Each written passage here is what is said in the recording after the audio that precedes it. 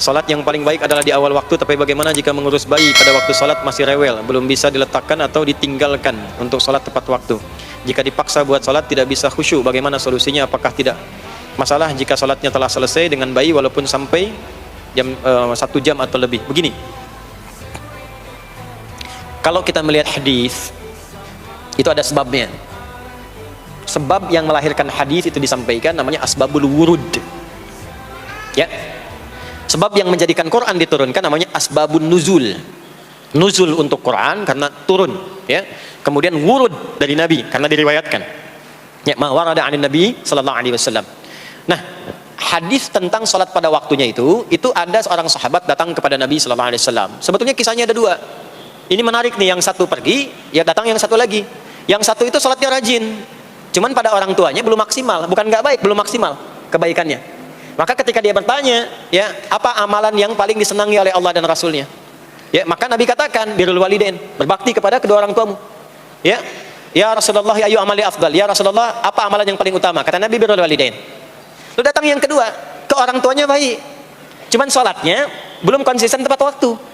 Maka ketika bertanya, ya Rasulullah, ayu amalin afdalu indallahi wa rasuli, ya Rasulullah, amalan apa yang paling utama di sisi Allah dan Rasulnya? Atau kama qala Rasulullah sallallahu alaihi wasallam, atau kama qala as-sa'il. Maka Nabi mengatakan as-salatu ala waqtiha. Salat tepat waktu. Salat tepat waktu. Maksudnya kamu ke orang tua udah bagus, ke ibu kamu memuliakan, ke ayah kamu luar biasa. Cuma kemuliaan itu juga harus kamu lakukan takrimnya kepada Allah.